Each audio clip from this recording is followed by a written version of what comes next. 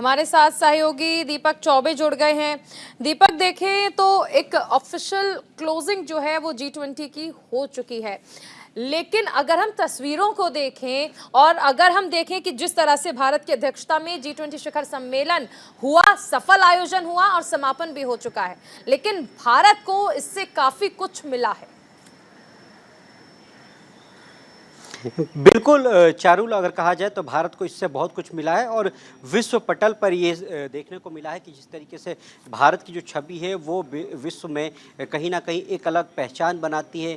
जब अगर बात की जाए तो जो 19 देशों के जब राष्ट्राध्यक्ष नई दिल्ली आए थे, उसके बाद उनको पारंपरिक जो अगर कहा जाए कि हर राज्य के भोजन की व्यवस्था की गई थी। जब कल राष्ट्रपति के साथ डिनर थी, देखिए उसमें बिहार का लिट्टी चोखा था, अगर बात की जाए तो बॉम्बे का था, अलग अलग वैरायटियों में। और एक तरीके से कहा जाए कि मेहमान नवाजी जो थी वो भव्य थी। उसको दुनिया ने देखा कि भारत किस तरीके से अपने मेहमानों की इज्जत करता है, मेहमान नवाजी करता है।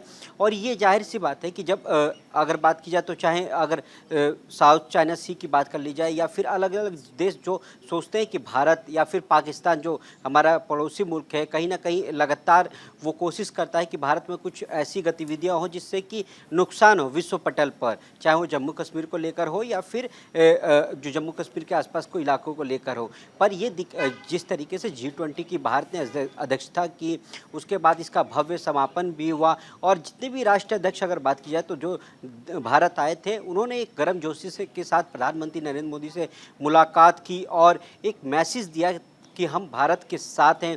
देखिए जिस तरीके से आपने कहा कि सुबह मंदिर गए थे, उन्होंने वहाँ पे पूजा पाठ किया, तो एक जाहिर सी बात है कि सनातन धर्म को लेकर भी उनके आस्था थी। यूके की पीएम की वो अक्षरधाम मंदिर गए। और ये देखिए अभी कई ऐसे जो राष्ट्राध्यक्ष हैं वो अभी नई दिल्ली में रुके हुए हैं और एक दो दिन वो नई दिल्ली में मतलब कहा जाए कि घूमेंगे, उसके बाद फिर वो भारत का वो चीज़ देखेंगे जो भारत में प्रसिद्ध है, चाहे वो ताजमहल की बात की जाए या फिर लाल किले की बात की जाए। तो अलग अलग राज्यों के जो अगर कहा जाए कि जो पर्यटक स्थल है वहाँ पर वो जाएंगे और इसका एक मैसेज विश्व पटल पर जा।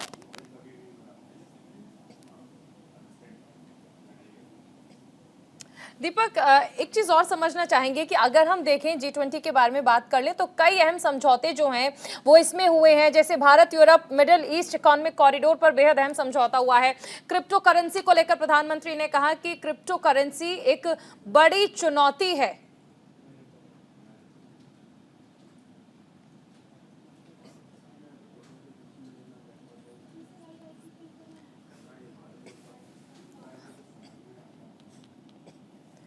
तो देखिए, सहयोगी दीपक चौबे हमारे साथ बने हुए हैं और G20 पर क्योंकि ग्रैंड कवरेज उन्होंने की है।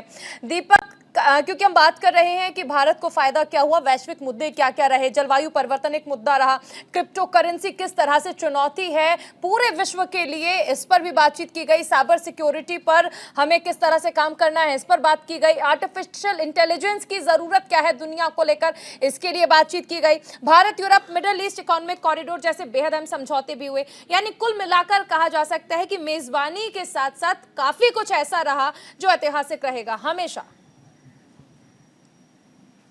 बिल्कुल, और ये ऐतिहासिक रहेगा। और देखिए सबसे बड़ी अगर इसमें अगर देखा जाए तो सबसे जो अच्छा अनुभव वो था कि डिजिटल पेमेंट को लेकर जो अगर बात की जाए कि जो राष्ट्राध्यक्ष आए थे या फिर जो उनके साथ जो विदेशी मेहमान आए थे, अगर सबके फ़ोनों की बात की जाए तो उसमें डिजिटल पेमेंट किया गया था कि वो डिजिटली पेमेंट करके वहाँ पर पवेलियन में अलग अलग राज्यों के जो स्टॉल लगाए थे गए थे वहाँ से वो सामान ले लें। तो जिस तरीके से डिजिटल पेमेंट की अगर बात की जाए, जो डिजिटल इंडिया की बात लगातार होती है कि डिजिटल इंडिया को लेकर आगे बढ़ रहे हैं, डिजिटल करेंसी को लेकर बातचीत हो रही है कि डिजिटली अगर पेमेंट होगी या डिजिटली अगर हम अच्छा काम करेंगे तो वो जाहिर सी बात है कि वो दिखता है।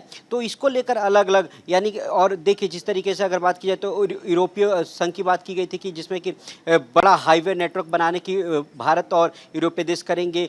तो ये एक मैसेज आता है और जाहिर सी बात है कि जब इंफ्रास्ट्रक्चर की बात होगी जब विकास की बात होगी, देखिए इस टाइम हम 5वें नंबर पे जीडीपी पे हैं, पर जब इंफ्रास्ट्रक्चर की बात होगी और जब इस तरीके के डिजिटल इंडिया की बात होगी तो धीरे धीरे हमारी इकोनॉमी भी अच्छी होगी। हालांकि प्रधानमंत्री नरेंद्र मोदी का बार बार ये कहना है कि हम चाहते हैं कि 5 ट्रिलियन इकोनॉमी हो और भारत जो है वो अगले साल तक तीसरे नंबर पे आ जाए 5वें नंबर से। तो इसका भी एक जाहिर सी बात है कि इसका फ़ायदा विश्व पटल पर होगा। और इकोनॉमी के जिस तरीके से वर्ल्ड बैंक के जो अध्यक्ष थे वो भारत आए थे, तो उन्होंने भी देखा कि भारत किस तरीके से आगे बढ़ रहा है, भारत में इंफ्रास्ट्रक्चर की ज़रूरत है कि और भारत में नई नई कंपनियाँ हैं। जिस तरीके से अगर एप्पल की बात की जाए तो वो चाइना छोड़कर भारत में आना चाहता है, तो ये आने वाले भविष्य भारत के लिए और उपलब्धि होगी।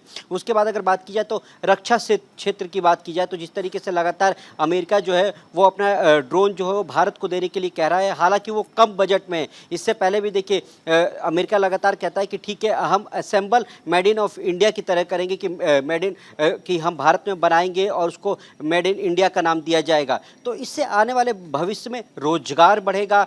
रोजगार के साथ अगर बात की जाए तो देखिए हमारे जो वैश्विक जो रुपया है वो मजबूत होगा। तो ये मैसेज जाएगा कि भारत के साथ काम करना है, भारत के साथ अच्छे रिश्ते रखने हैं और रिश्ते ही अच्छे होंगे तभी हम आगे बढ़ेंगे। चारुल।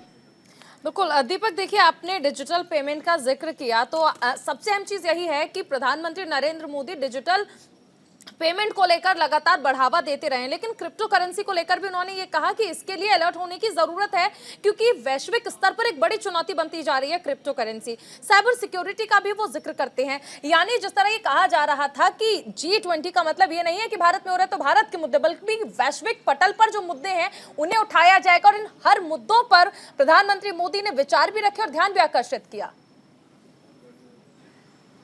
जी बिल्कुल, और बेबाकी से उन्होंने बात रखी है अपनी, और क्योंकि कंटेक्रेसी की बात लगातार होती है कि इसमें फ्रॉड होता है और इसको नहीं लाना चाहिए। हालांकि अगर बात की जाए तो लगातार सरकार कोशिश कर रही थी कि इसको किस तरीके से, क्योंकि कई बार ऐसा होता है कि सरकार के बैन के खिलाफ भी कई लोग पीछे के दरवाजे से अगर एक कहा जाए तो उसमें पैसा लगाते हैं। और ये विश्व पटल पे भी जाहिर सी बात है कि और भी देश चाहते हैं कि उनके यहाँ पे भी ये बैन हो। तो इसको लेकर जब प्रधानमंत्री ने कहा तो जाहिर सी बात है कि सहमति बनती दिख रही कि इसके लिए एक ठोस कदम उठाए जा सकते हैं कि किस तरीके से इसको स्वचालित किया जाए या फिर जो ये देश हैं वो मिलकर किस तरीके से आगे इसको लेकर बढ़ें। तो ये सारी चीज़ों पर चर्चा हुई। डिजिटल पेमेंट की बात की जाए या फिर एक साथ काम करने के लिए, जब अगर हम मजबूती के साथ एक साथ काम करेंगे तो जाहिर सी बात है कि हम आगे बढ़ेंगे। उसी को लेकर प्रधानमंत्री नरेंद्र मोदी ने कहा। और अगले जब G20 की बैठक जब ब्राज़ील में होगी तो देखना होगा कि भारत की कूटनीति क्या होती है। शारुल।